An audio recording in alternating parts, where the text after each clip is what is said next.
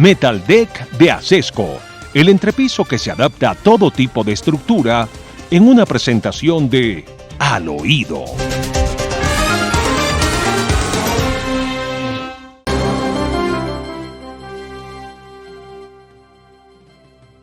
Bueno, Quique, compadézcase de mí y deme espacio para poder hablar al oído. Gracias, gracias, gracias. Bueno, Temar, ya hablamos de la informalidad, que es la locura. Ahora tenemos que hablar de otra locura y de otra catástrofe, el aumento de grupos terroristas en el país. ¿Cuántos hombres en armas están en cualquier lugar de Colombia reclutando niños, desplazando campesinos, asesinando a la gente? ¿Cuánta gente? Doctor Fernando, Cuidando cultivos ilícitos, ¿no? por supuesto. Que no se nos olvide, claro. Este informe lo publica La Silla Vacía de un documento reservado del Ministerio de Defensa que indica que en total, entre el ELN, las dos facciones de las FARC, recuerde usted, la de alias Iván Márquez y la de alias Iván Mordisco, el Clan del Golfo, en total habría en Colombia 16.770 integrantes de bandas criminales y grupos terroristas en armas, un 11% de crecimiento en comparación con lo que había en el año 2022. Qué horror, qué horror. 16.000 hombres armados, listos para cualquier aventura, para cualquier locura, financiados fundamentalmente por la cocaína, ¿no? El nombre del juego es la cocaína. ¿De qué viven? De la cocaína. Por supuesto que también de la extorsión. Por supuesto que del robo, que del atraco, que del asalto. Pero eso es menor. Lo fundamental de sus ingresos viene de la cocaína. ¡Qué horror! Bueno, que tenemos algo que contar de lo que pasó en la Procuraduría. ¿Qué pasó? Sí, señor. Muy grave. En las últimas horas, doctor Fernando, llegó un grupo de inspección y vigilancia de la Superintendencia de Industria y Comercio a la Procuraduría. Sí, la pregunta es, ¿qué hace un grupo de funcionarios a mando de Cielo Rusinque, que es, recuerde usted, la eterna candidata a tantos puestos en el gobierno del presidente Gustavo Petro? Y simplemente llegaron a la Procuraduría los funcionarios de la Superintendencia, realizaron una visita administrativa en las instalaciones de la Registraduría Nacional, en el área de contratos, y lo que estaban buscando, lo que están buscando ellos es todo lo que tenga que ver con las empresas y directamente con Thomas Gregg and Sons. Recuerde usted que Thomas Gregg también ha tenido contratos con la Registraduría. Lo curioso de todo esto es que, doctor Fernando, la Procuraduría no es sujeto de inspección por parte de la Superintendencia de Industria y Comercio. No existe ni la más remota posibilidad de que eso sea así. Al finalizar la diligencia, le notificaron a los encargados del área de contratación de la registraduría que tenían que llevarse unos computadores y llevarse ¿cómo se llama? Unos contratos. Y entonces esto sí causó la sorpresa, porque, doctor Fernando, ¿qué tiene que ver lo que pasa a nivel de Superintendencia de Industria y Comercio con los particulares con lo que hay dentro de la registraduría? No pueden hacer. Yo dije Procuraduría en el documento, es Registraduría, doctor Fernando, le ofrezco excusas por el lapsus. Registraduría, el caso es con la registraduría, que es lo que se reporta, y trataron de llevarse los computadores, los contratos, y los funcionarios dijeron, venga, un momento, ustedes no pueden aquí llevarse nada porque ustedes no tienen la competencia para hacerlo, nosotros no somos un órgano que esté a su vigilancia, por lo mismo no lo pueden hacer. Hubo un debate fuerte entre los funcionarios de la Superintendencia de Industria y Comercio, a mando de Cielo Rusinske, y de parte de los abogados de la registraduría. Se iban a llevar unos computadores, unos correos electrónicos, unas copias espejo de los archivos para poderlos analizar. Mientras esto ocurría, doctor Fernando, se sabe que también están buscando la información de Thomas Gregg and Sons. Todo esto en el marco de lo que ha dicho el presidente Gustavo Petro, se ha convertido en un monopolio y que él ya no le gusta, porque cuando él fue alcalde era Thomas Gregg la que hacía las elecciones, y cuando se hizo senador era Thomas Gregg, y cuando se convirtió en presidente era Thomas Gregg, pero pues ahora no le gusta, entonces pues vea usted el nivel de la persecución al punto que llegan a inspeccionar y a llevarse equipos de la registraduría, no lo permitieron y le recordaron a la superintendencia que la registraduría es un órgano independiente y autónomo. Entonces, a ver, ¿quién es el que se lleva los equipos de mar? Perdóneme, pero no entendí. ¿Quién visita y quién se quería llevar los equipos? La Superintendencia de Industria y Comercio visita a la registraduría para Uy, llevarse unos equipos y la registraduría le impide llevarse los equipos porque pues no son sujetos ni eso. disciplinables ni de vigilancia por parte de la superintendencia. Una superintendencia de industria y comercio llevándose los equipos de una entidad pública. Bueno, muy bien. Eso es. Las cosas que pasan en Colombia. Bueno, se reunió Petro con la nueva fiscal, con Luz Adriana Camargo. Quiere decir que ya se tuvo que tomar ese trago amargo, ¿no? Ya se lo tuvo que tomar y es cierto, definitivamente ayer me confirmaron, no era lo que esperaba el presidente Gustavo Petro, tenía muy en sus cálculos que la nueva fiscal fuera Amalia Pérez y no Luz Adriana Camargo. Me causa curiosidad, doctor Fernando, el comunicado de prensa que habla de la reunión que se produjo en la casa de Nariño. Eh, Se dice que el presidente expresó su satisfacción al ver que la Fiscalía General de la Nación va a estar liderada por una mujer con profundo trayectoria profesional. Sí, muy parecido a lo que pasa con Marta Mancera, que tiene más de 20 años en la Fiscalía. Evidentemente no le produce la misma emoción, pero abro comillas para leer esto. Ha dicho el presidente Petro sobre dos puntos, comillas, la importancia de que la fiscalía se abstenga de utilizar su poder para perseguir a ciudadanos por motivos políticos o económicos y en su lugar proteja a la población contra grupos criminales. Es lo que dice el gobierno. Eh, ¿Qué querrá decir eso? No perseguir a la gente por motivos políticos o económicos. Válganos Dios. Válganos Dios, si es difícil entender al doctor Gustavo Petro. Definitivamente, él habla y habla y habla y no dice nada. Mario Moreno, Cantinflas. ¿Qué cosa? Bueno, sigue el problema de los carrotanques, pero ya se descubrió que no eran 40, sino 80 carrotanques. Hay otros 40 más. ¿Qué se va a hacer con ellos? ¿Dónde los van a poner? Los 40 carrotanques no encuentran agua en La Guajira para llevar de un sitio a otro. No están habilitados para recorrer las zonas de La Guajira. Pero es que tampoco hay agua. El problema es que no hay agua. No no que hay no nada. haya manera de distribuirla, sino que no hay agua. No hay agua y no hay pólizas. Pues como usted lo dice, doctor Fernando, la cantidad de carrotanques que están destinados a La Guajira era el doble de lo que se reportó, no era 40, eran 80 carrotanques que estaban divididos en dos órdenes de proveeduría. Los vehículos para el suministro del agua representaron una inversión de un total de 46.800 millones de pesos y 29.000 millones de pesos los carrotanques sencillos. Si los doble troque no funcionaron y se quedaron enterrados en las arenas de La Guajira, pues los sencillos no tienen manera de llevar agua a ninguna parte, doctor Fernando, por las condiciones del terreno. Entonces hay que sumar 46.000 millones de pesos por una parte y 29.000 millones de pesos por otra parte. Y ahí usted tiene el contratico. Que a propósito, y este tema resulta largo, en las últimas horas se conocieron dos detalles. El primero, que efectivamente Carrillo, el nuevo director de la Unidad de Gestión del Riesgo, ha dicho que el agua que pudiera utilizarse no es agua potable y por lo mismo no hay agua para llenar los carrotanques. Primero eso. Y segundo, como si fuera poco, los carrotanques, doctor Fernando y oyentes, carecen de póliza de seguro vigente para poderlos operar. Por lo mismo, los vehículos deben permanecer estacionados, ya va para 3 meses, en una guarnición militar en Uribia. Esa es la cara de la tragedia en La Guajira. Y bueno, Carrillo, que es el nuevo director, el que reemplazó a Almedo López, sale y da estas declaraciones. Escuchémoslo.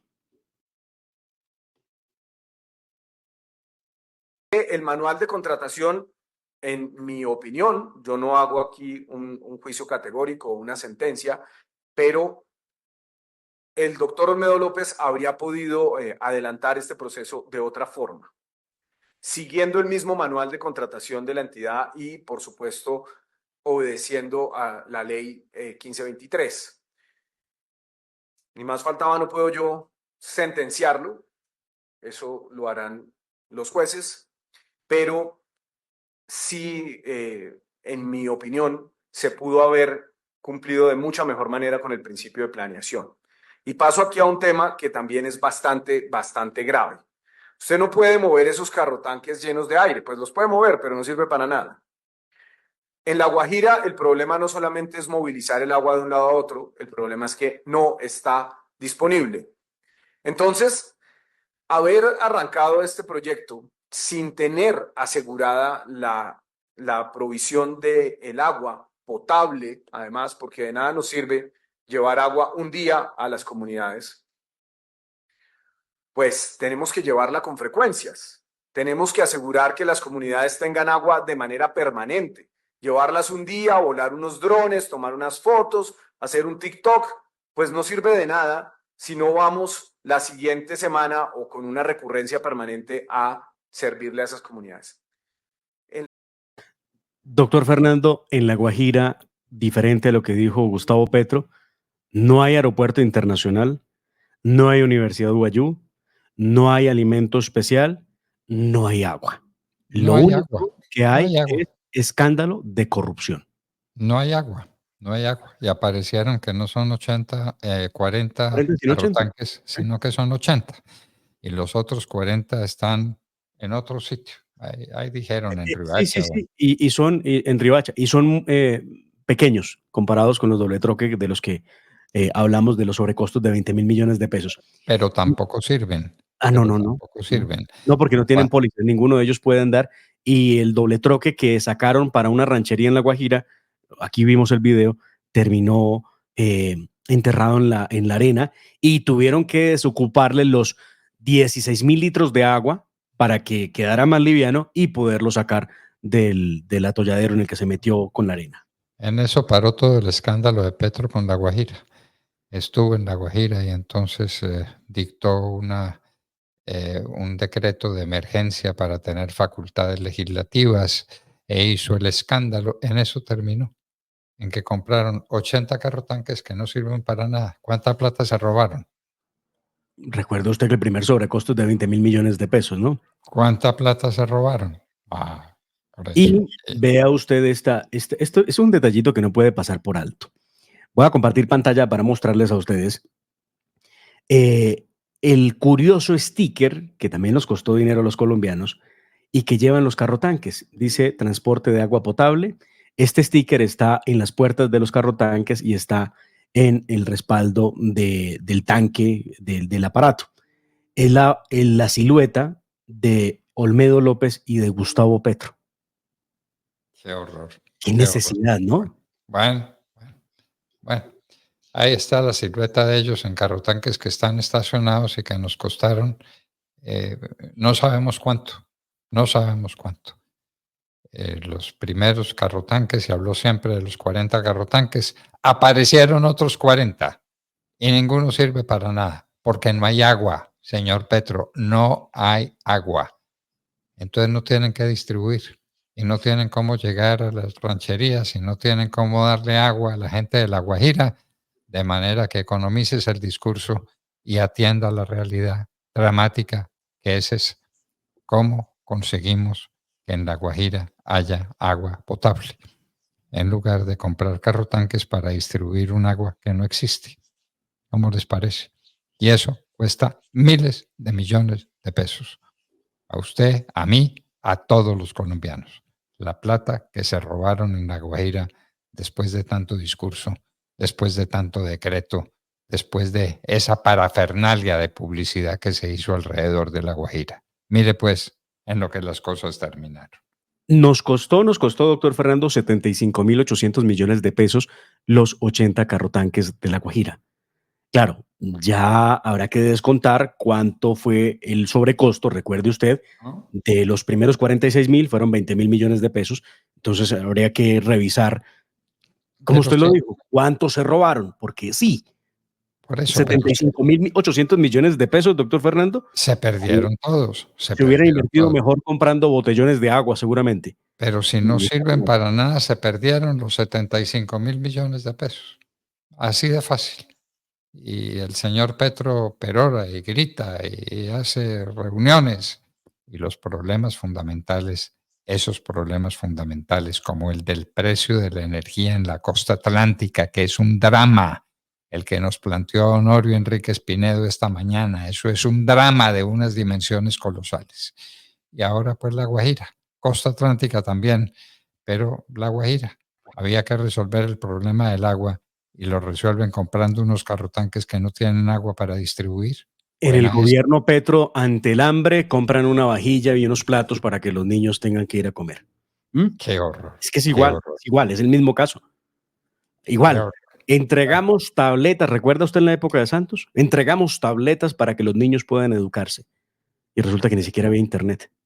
Qué horror. Bueno, Mancuso se queda en la cárcel. Esa es una noticia de unas grandes dimensiones, ¿no? Apareció un magistrado en Barranquilla que dice usted no tiene por qué salir libre. Usted tiene pendientes cuentas con la justicia por decenas de años. Usted se tiene que quedar en la cárcel. ¿No fue así? Así fue, doctor Fernando. Hace por lo menos 2 semanas, después de 15 años de pagar cárcel en los Estados Unidos, llegó a Colombia Mancuso y Gustavo Petro lo nombró como gestor de paz, lo que significa que Mancuso serviría supuestamente para lograr acuerdos y conversaciones con grupos criminales que estuvieran a su mando. Lo que es cierto es que ningún grupo ha dicho que Salvatore Mancuso lo represente como para convertirlo en gestor de paz. Lo cierto es que Petro lo hizo de esa manera y Mancuso venía pues dispuesto a quedar en libertad. Lo cierto es que ayer un juez de justicia y paz de Barranquilla le negó la solicitud de libertad, recordándole que tiene 33 medidas de aseguramiento solamente en el departamento de Atlántico, doctor Fernando, por lo que Mancuso pues debe continuar en la cárcel, la picota, hasta que alguien le resuelva la situación. Por ahora no quedará en libertad. Y lo de gestor de paz, designado por Gustavo Petro en el 2023, pues queda en veremos. No hemos escuchado qué va a decir o no hemos visto todavía el primer pronunciamiento de Gustavo Petro, que seguro no le cayó bien la noticia. No le cayó bien la noticia. Bueno, la reforma pensional también está en veremos, ¿no? No. Entonces se está perdiendo la reforma a la salud, la reforma pensional, todas esas alaracas de Petro, el cambio, el nuevo país, todo queda en nada. La reforma a la salud, qué desastre. El planteamiento, la descripción que nos hizo Honorio Enríquez es sencillamente para cogerse las manos y la cabeza con las manos y decir, Dios mío, ¿dónde estamos? ¿Quién es el presidente de esta república y quiénes son sus compañeros? Pues la reforma pensional parece que se cae también. Ojalá, Pues, ojalá, doctor Fernando, porque se quieren robar la plática de las pensiones. no le ha ido bien, ya son 4 jornadas de debate de la jornada de la reforma pensional. Solo hasta ayer lograron votar gran número de los impedimentos que habían presentado algunos congresistas, unos con alguna razón y otros definitivamente con ninguna. E iniciando el debate, Cambio Radical, Partido Conservador, Centro Democrático se retiraron del recinto y ayer armaron una gran discusión respecto, doctor Fernando, si retirarse del recinto constituye una falta o si por el contrario hace parte de una posibilidad que tiene el legislador para mostrar una postura frente al proyecto que se esté debatiendo. Lo cierto es que a pesar de las amenazas que ya las ha habido por parte del mismo gobierno respecto de los que se retiran del recinto, lo cierto es que, doctor Fernando, existe una, una, una resolución, un concepto del Consejo de Estado en el que se indica que el ejercicio válido del derecho a la oposición está también determinado porque la bancada se puede retirar del debate, levantarse e irse. Y eso no le da causal de pérdida de investidura y tampoco de alguna investigación en su contra. Por lo que hicieron, porque es que está cuestionando el gobierno que esto es lo que debería pasar, que los deben investigar por retirarse. No, el Consejo de Estado ya lo dijo en un concepto, es válido y no constituye pérdida de investidura. Contrario a lo que dice el doctor José Gregorio Hernández, que sé que nos escucha, escribió una columna muy buena en el diario El Tiempo. En su concepto, él cree que no deberían retirarse los legisladores del recinto porque faltan a su deber, pero el Consejo de Estado ha dicho otra cosa. Interesante debate jurídico. Lo cierto, doctor Fernando, muy lento el proceso de aprobación de la reforma pensional, no hay mayorías, el gobierno está llevando sus ministros al recinto de la plenaria para ver si de pronto logran conseguir los voticos que hace falta. Recuerde, este es el segundo debate de los 4 debates. La reforma a la salud está en su tercer debate de los 4 debates. Sus ministros y sus embajadores, ¿esos embajadores se volvieron para sus embajadas o siguen revoloteando por acá? No los he visto, ¿sabe? Los rajé. No los he visto. Sí, sí, no los he visto, no los he visto en los pasillos. Entonces, la semana anterior, la semana pasada, sí estaban allí. Esta semana ¿qué no los he pasa visto. con ellos y con la plata de quién vinieron? Eso es un peculado, eso es un peculado. Traer embajadores del exterior para hacer política en Colombia es un delito de peculado. El que hizo eso merece cárcel. El dinero público no es para eso. Hay que averiguarlo.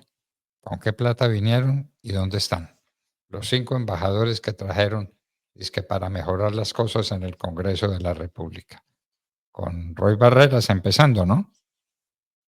El principal, claro. Bueno, muy bien. Les contamos al oído de Mar, esto es inconcebible. ¿Paro de cocaleros?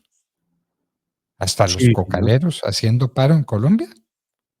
Hasta los cocaleros, porque el gobierno de Gustavo Petro no les ha cumplido, y esto tiene que ver con un paro de cultivadores de coca que se vendría desde el Catatumbo, pero logró el gobierno Petro unas reuniones con los cocaleros de esta región del país. Catatumbo, una de las regiones con más coca que tenemos nosotros en Colombia, doctor Fernando, y llegaron a una serie de acuerdos. Le voy a leer algunos de los acuerdos de negociación que hicieron estos señores, intermediando el gobernador de Santander, William Villamizar. Van a entregar ayudas alimentarias a las familias campesinas en situación de hambre. Vaya usted, defina cuáles son las familias en situación de hambre. Bueno, primer dato. Segundo, entre los puntos acordados van a entregar también ayudas alimentarias, este es otro enfoque, a los núcleos familiares con niños menores de 5 años. También se compromete el gobierno a vincular 2.040 jóvenes campesinos de esa región, o sea, campesinos cocaleros, en el programa Pagar por no matar, como lo llamó el presidente Petro, o, como lo dice en el papel, Jóvenes en Paz. Durante un año, con una transferencia monetaria de $1 millón mensual. También se comprometió el gobierno a instalar unos viveros. También se comprometieron a hacerle seguimiento a la situación de las comunidades en el Catatumbo para lograr modelos de cultivos lícitos y que puedan vender su producción. Entonces los cocaleros pues también están en problemas. Entendemos que ese es el único negocio próspero que hay en Colombia, el de la coca. Pero ahora resulta que tampoco, ¿no les alcanza? No les alcanza, no les alcanza. Y por eso están pidiendo al gobierno que les ayude. ¿Cómo le parece, pues? El gobierno ayudando a los sembradores de coca en el país. Era lo que faltaba. A unos delincuentes.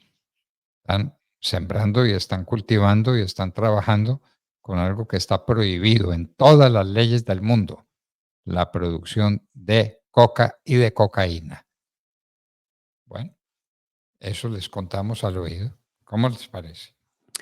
Y doctor Fernando, una gran noticia, una bonita noticia. Ayer me llegó una carta esto se llama, ya le digo cómo se llama, de Red Call, que es la red de colegios de Colombia. Una carta que me sorprendió, me llegó a las manos, la leí y me sorprendió porque hay el nombre de un amigo de esta casa, un amigo suyo, doctor Fernando, un hombre que hizo parte de esta mesa de trabajo, que es Santiago José Castro, quien, según esta carta que estoy leyendo, doctor Fernando, tiene un nuevo lugar en la educación en Colombia. Pasa de ser el rector, recuerde usted, doctor Fernando, del Gimnasio del Norte de Valledupar, donde lleva ya unos años trabajando, para ahora llegar a un gran colegio. Este es el Vermont School en Medellín. Una carta donde exaltan los títulos por supuesto, de Santiago, y también su hoja de vida en el tema de educación. Pues muy bien, una gran noticia para Santiago y para la comunidad que va a tener de rector en el Vermont a Santiago José Castro, doctor Fernando. Santiago José Castro, personaje importantísimo, un hombre extraordinario, dedicado a la educación en Colombia, a la educación bien concebida, a la educación bien entendida, a la que no se expresa en paros, ni en violencia, ni en piedras, sino a la educación como debe ser. Santiago José Castro, modelo de educadores en Colombia. Una buena noticia para contarles al oído. Alguna deberíamos tener. Y de mar, hagamos la cuenta, la tenemos que poder hacer. ¿Qué significa que el 55.7% de los empleados en Colombia están en la informalidad, o de la gente toda en Colombia que está en la informalidad? 55.7%, no los empleados, perdón. 55% de los colombianos. ¿Cuántos son los colombianos que están en la informalidad? Averiguémoslo. Alguien nos lo tiene que decir. Alguien tiene que reducir a un número concreto ese porcentaje. En todo caso, es una tragedia, es un drama. Esta es la disolución del país. 12% de desempleo y 55% de empleo informal. El problema es cómo juegan con la cifra y el concepto, doctor Fernando, ¿no? Porque usted tiene de informales el 55,7% y tiene de desempleo en Colombia el 12,7%. Eso le da el 68,4%.